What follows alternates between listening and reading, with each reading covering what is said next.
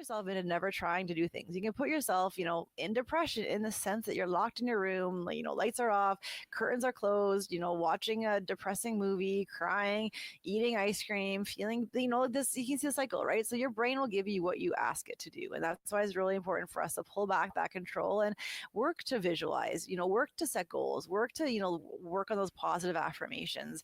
Give your brain the data that it wants that actually supports you living your best life.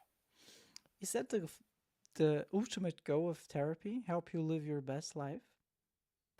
People come in for different reasons. I mean, therapy can exist for, looking to get past trauma, to kind of not be haunted by flashbacks.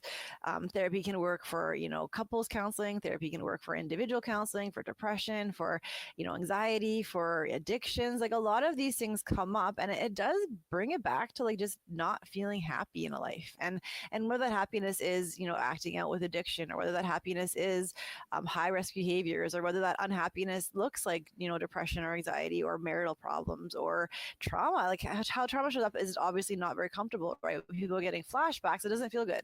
So coming to therapy really is a way of, finding your authentic self, finding what makes you feel good, and finding out how you could live a better life, right? We want to feel good in this world, and we all deserve to live a happy life. We all deserve to feel loved and cared and safe. And those are the things that, we forget as human beings, because, we have so much out there that makes us feel unsafe, that makes us feel not good enough, that makes us feel like we need to kind of, be something else than who we actually are. And then we forget who we are. And because we start to work these like, 6-figure jobs that we hate, because we want to buy the big house that we don't even want to clean, to buy the boat that we don't even like water. Like, so all these things that we're doing that like goes back to why some people are so happy living, in a small little house, doing like not having all these big fancy things and not having this big 6-figure job. Dr. Cindi, are you promoting Fight Club? That's No. have you Is seen that this movie? something in my club? Oh my I've god! seen it. It's I like for a second I thought you were like just retelling the exact same quote. Like there's a scene, but it's a great quote. It's beautiful. I love this movie. Brad Pitt at the beginning of the movie, like Brad Pitt and Edward Norton, they are in that bar, and Brad Pitt starts telling Edward Norton, like, you're in this job that you hate, trying to get money that like you don't need. You already have a condo. You're trying to make your condo look nice for people, which impress people that you don't love. You're trying to get the car that you don't need. Like it felt similar, but it's amazing. It's you're right. Yeah. And Yeah, right? just The things that are out there that remind us of the truth, and then we're like, no, I need that, whatever. We don't actually need the next step, right? Because you're looking at social media and you're seeing all these like, we are brainwashed. Our brain likes to be given things, and so when stuff comes up and we're like, oh, I need that, oh, I need that, oh, I need that, we don't need that. We just think we need that because we're given this like message. I needed to hear that. Ooh, the new Nintendo console is coming out tomorrow. I don't need it. It's fine. No, but you know what? If it brings you joy, maybe you do, right? But what is it going to add to your life? What value will it add to your life? Nothing. I already have all the other ones. I'm good, set for life.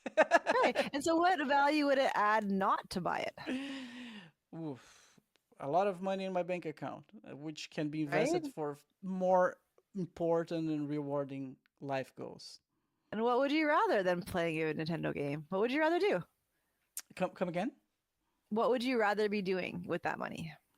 Oh, invest in like a fund, just so the money can multiply and multiply, and then I can buy my boat. I do want a There you boat, go. though. Because you like the ocean. I do like the ocean. I do like water. Yes, yes, yes. Yeah, and that's probably more valuable, that even that thinking about being on your boat, being on the ocean, that's probably more feels better than you buying a Nintendo game that really isn't going to get you anywhere, right? Like just thinking about the outcome of it, which we Yeah. don't ever do. No, we don't. We don't visualize. Someone once told me that one of the primarily goals of talk therapy is to help you mature. Is that would you agree with that assessment? I think the word mature is very subjective. And what does the Ooh, word mature mean? what the word matures mean? I don't know. Well, what do you think? Oh, you can't ask the question back to the question. What do I think? But that's just me giving you the answer. So let me try answer it. Um, I would say someone mature or someone not childish, right? We can agree on that. So who is someone childish? Someone who's always like not taking anything seriously, not evolving in life, blaming others for their mistakes, and so the opposite of that, basically, taking Okay. responsibility and trying to improve in life, and yeah, that's my answer. So it sounds very serious. And this is kind of like maybe a myth that I'll dispel a little bit, right? Counseling is not just to kind of like tell you to take life more seriously or tell you to kind of like, figure out your responsibilities. Sometimes people are taking life too seriously. And sometimes people need to go back to that inner child and actually acknowledge the inner child, right? We are in a society of capitalism. People do want to make money. They want to be successful. They want to kind of achieve something. And then in that quest for whatever it is that we're aiming towards, we forget to honor ourselves, we forget to live a life, and we kind of forget that inner child to have fun and to laugh. And we get this life once, and this really is like, it's not a punishment, it's a privilege. We're here to kind of like enjoy it, to smile, to love others, to share good things, not to kind of be cutthroat and dog eat dog and make money and be responsible and show up and on time and leave on time, like, no. So a little bit of both, like this idea of what is maturity. That was a trick question because wisdom is different, right? Wisdom might be sometimes not necessarily buy a Nintendo game and then just sitting there and reflecting out the window and not having, a distraction. It is just sitting in stillness. This idea of, we often kind of think we need to be in action to achieve. Sometimes the stillness is how you achieve, right?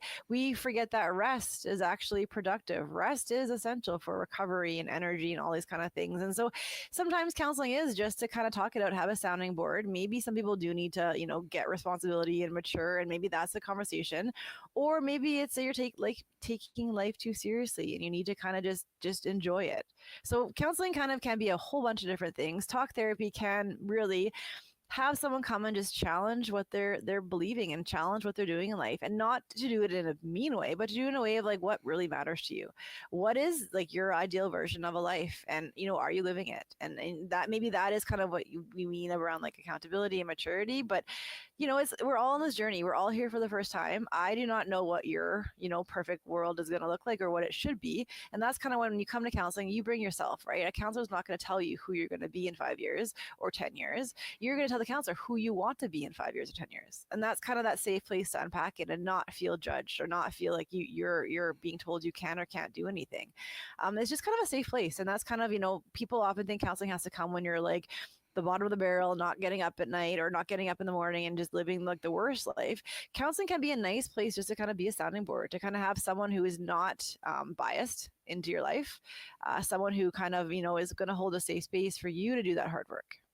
Beautiful. So it's a safe place which allows a lot of self-reflection. Mhm. Yeah, yeah.